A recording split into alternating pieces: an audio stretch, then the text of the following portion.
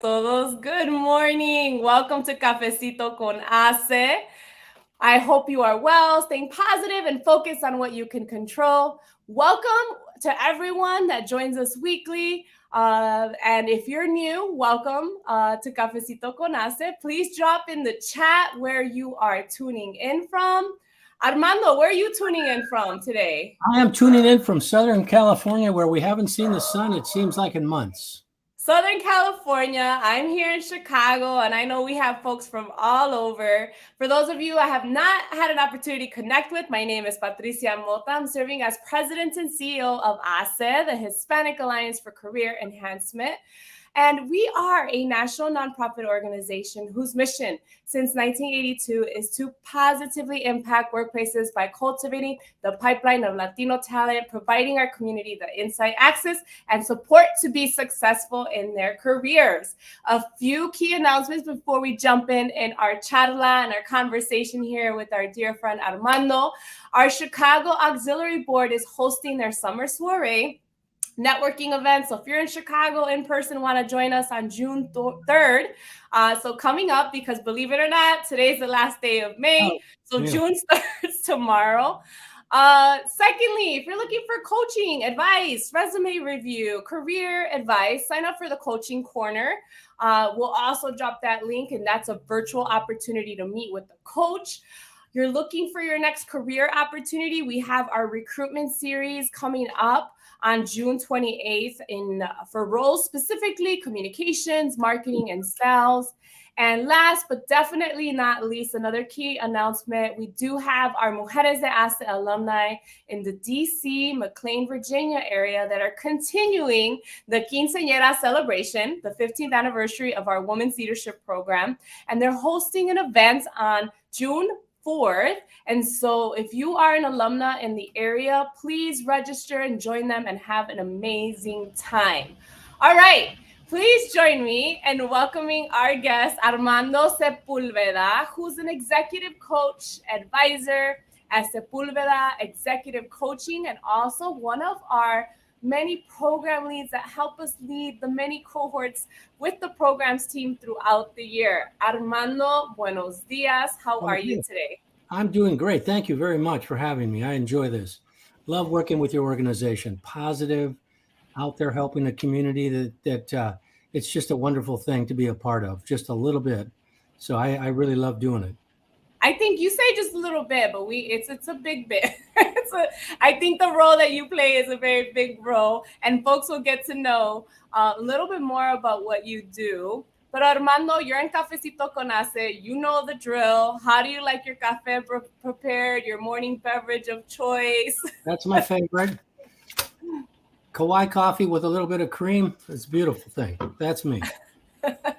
So to drop it in the chat, we've got other fans for Kauai coffee there. Perhaps they're sipping on the same coffee that Armando's sipping on. Armando, we would love to learn from you, your cultural, your professional background, how you got to what you're doing today in your professional role.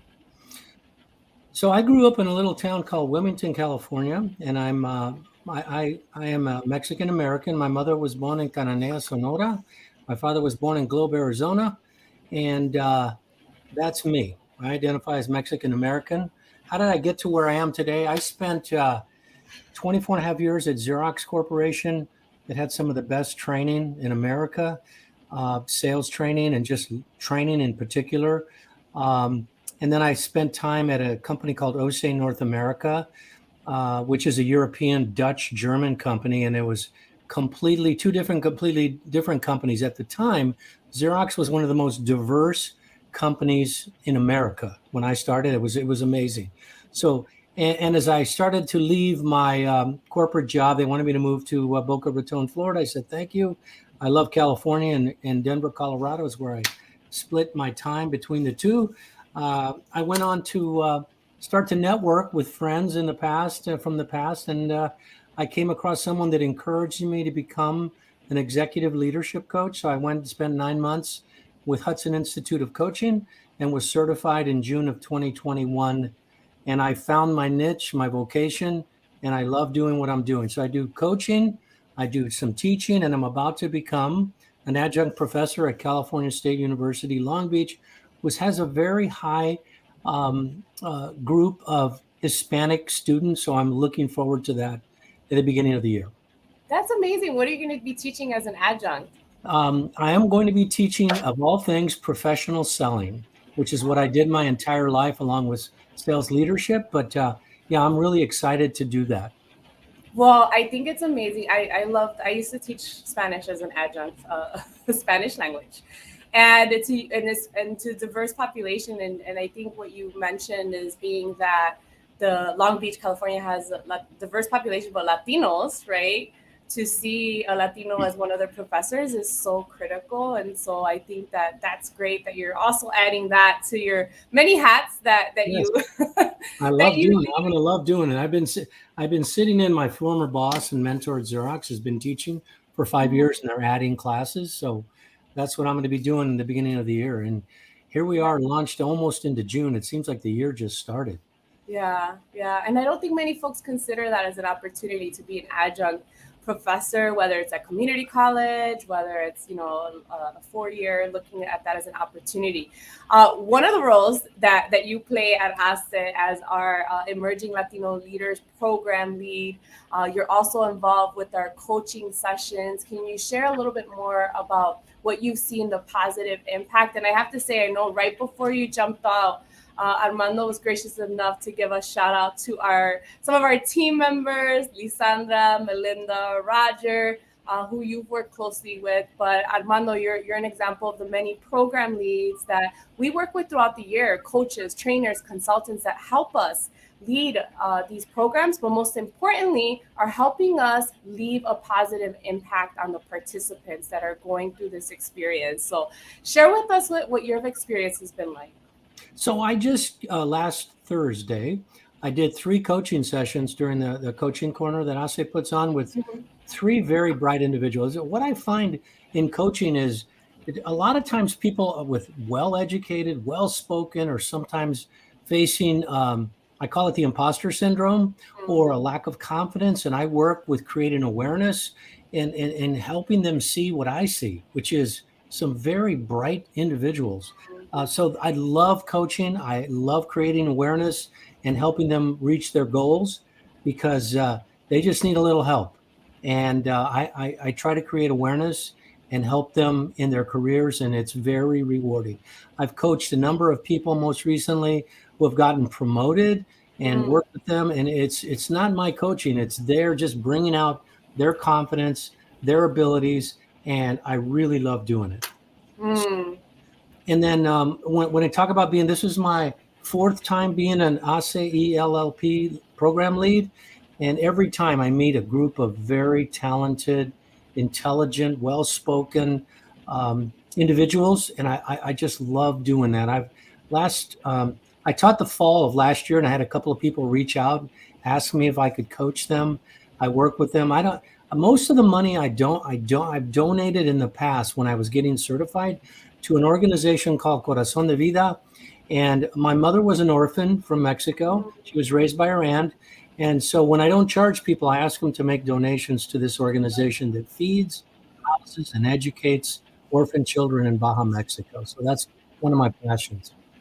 I love that, Armando. A lot of there about not only excelling in your career, and that's part of HACE's vision is helping individuals achieve their highest potential, right? Like, and to your comment, sometimes when we don't see it ourselves, being that comunidad, that community that helps us one another see it.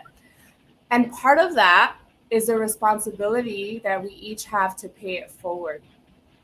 Absolutely. Whether it's giving of your money for organizations, causes that need it, giving of your time. And I think what you just shared is a perfect example of that, is a perfect example of what we represent at HACE is excelling in your career. And part of that is understanding the responsibility that we have to serve and to give back. So, and if I can just add one thing. I mentioned that my mother was an orphan. She had very little education, but I wrote down 3 things that she left me with. I'll never forget. I don't care how much money you have, dress your best, work hard, do your best, and give back to those less fortunate. That is why I'm involved in this nonprofit and it's actually in Irvine, California, that supports these 7 to 9 orphanages. So I love doing that. Wonderful, wonderful. So hopefully we can share that in the chat in terms of the nonprofit. Folks want to learn more, that connect to this story, that want to be able to get involved. I think that that's amazing. We'll have time for a few questions. So please, we want to see your comments and questions in the chat to engage in conversation. And that nonprofit organization is called Corazón de Vida. We'll make sure we'll drop the link and so that you all can learn more. And then, I think the other piece, Armando, of your story is that we each have our why, right? Our own personal stories as to why we're involved or why we want to give back. And I think it's so critical, whether it's our parents, right? You talked about your mother and the impact that she's had and her own journey, our own experiences, our own stories, those things that we see around us have to be part of our foundation, right? When things get tough, and they will, and they continue, it's like you have to lean into that and really be part of your why and remind yourself, why are you giving back? Why are you so involved? Why are you paying it forward, right? Absolutely. And, I had a lot of people in my career mentor me, support me, coach me. And this is one of the ways I give back to seek out, because believe it or not, running Xerox Corporation for the US, a multi-billion-dollar corporation, was a Hispanic man. And the person running the Western region, another Hispanic man, Spain and Puerto Rico, respectively. So I had very positive role models at Xerox. And, yeah. Do we want to, when we just chat a bit about the upcoming Hombres de HACE? Absolutely. Thank you, Armando. You beat me to the punch here. We've was announced it a couple times here on the Cafecito con HACE. I just want to remind folks, right? The Hombres de HACE is an inaugural program that we're launching this year. We would love your perspective, Armando, on that. Yeah. Well, first of all, I look at the agenda, and it's a wonderful thing to create leaders, build on what people already have. And I highly recommend anybody that has the opportunity to get into a course like this. It's going to create awareness. It's going to help you build your leadership skills. And it's a wonderful thing that HACE is doing. So yeah, it's a wonderful thing. That's the only thing I can say about it. Yeah. Highly recommend it. Yeah, you talked about having those, you mentioned Latino male role models, right, in your career at Xerox, and not many, especially, I mean, even back then, right, that was a little bit progressive than where we are today in majority of the companies. To have that representation, that circle. And that's part of the intent with Hombres, is making sure that we're bringing that circle of support, right, where they see themselves in more senior level roles. It may not be their respective companies or organizations, but it's part of the HACE Familia, it's part of the HACE network, and it's part of the intent of building this circle of trust, but also addressing some of the cultural nuances, right, that's specific to Latino males, and providing that safe space to have those conversations along the way. And so I think building community is part of the work that HACE is doing, and this is one example of that. Yeah, it's wonderful. And I'll tell you, one of the things I noticed when I started my job, I didn't have role models who were in the corporate America. My father worked in a factory. He was a longshoreman. My mother worked in a factory. But my mother was the one that encouraged me to go to college, get educated. But when I hired on at Xerox, here I am, a local guy. I worked 40 hours a week, went to college, worked like a crazy guy getting educated. And I went to work in a company where people had gone to UCLA, Stanford, USC, and I went to the local state community college. I had this imposter syndrome, but I found my way through networking, finding mentors that encourage me that you can do it.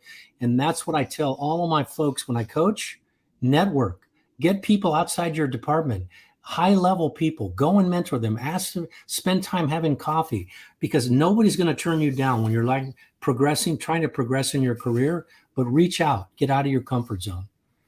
Yeah, it's such a critical point, Armando, because I think sometimes we have to remind ourselves it's a cultural value, and I'm generalizing, right? That humility and the modesty, that we're not asking, hey, can I spend some time to pick your brain, or can you have some coffee, or I'm sorry to bother you, right? And that's humility. I love that about our community. I think it's a beautiful thing. I think it's important to know when is it that we need to assert ourselves or shift, so that we can progress, so that we can, be fair to ourselves at the end of the day. And whether you call it or agree with imposter syndrome or not, we all have that little voice in our head that comes around every so often and says, you don't belong, you're not good enough. So whatever you want to call it, you need to have that support circle, that support network, so that you can help strengthen and so that you do belong, that you are, worthy of those opportunities. Armando, you were going to say something. I was going to say, I'm putting it in the chat. Yeah. I don't know how many times I recommended this book.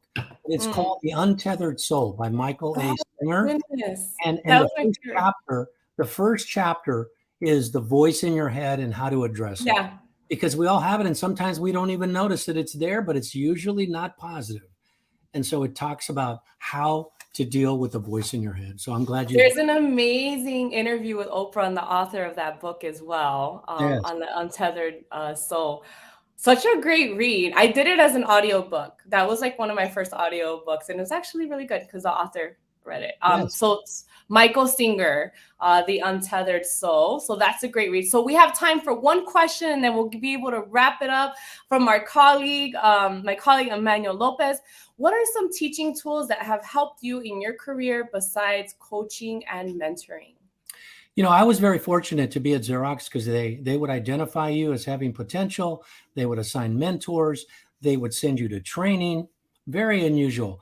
And I took full advantage. I reached out to people, created mentors across, not just in my region, but across the country, and networked with people. I can't emphasize that enough. I don't know if that's a teaching tool, but talking to somebody about a job that I want to aspire to and asking them how did they get to where they are helped me immensely. And I recommend that to a number of all of my coaching clients. Reach out, find people. Where do you want to be? Go talk to those people that are in those jobs and ask them how they got there. And nobody has ever turned me down when I did that. So I'm not sure if that's a teaching tool, but that's what I did to help myself. Yeah, for sure. I think part of the tool was the questions you would ask, right? Which is like, how did you get there? Can you, and being comfortable with doing that. So Armando, such a pleasure chatting with you. I would love to wrap up with, what are you most hopeful for or gives you hope for the remainder of this year?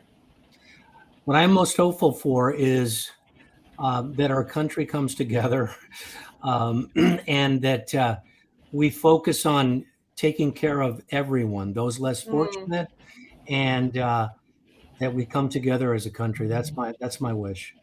I love that. I think that's a lot of our wish. We all have that wish, right? Oh, yeah. Armando, thank you for all you do and being one of our leaders with our programs. Appreciate your time, your insights, all of your contributions, all of you tuning in. Continue to engage in the chat. Armando y a todos, hasta la próxima. Until next time, everyone. Bye-bye. Bye. Bye. Take care.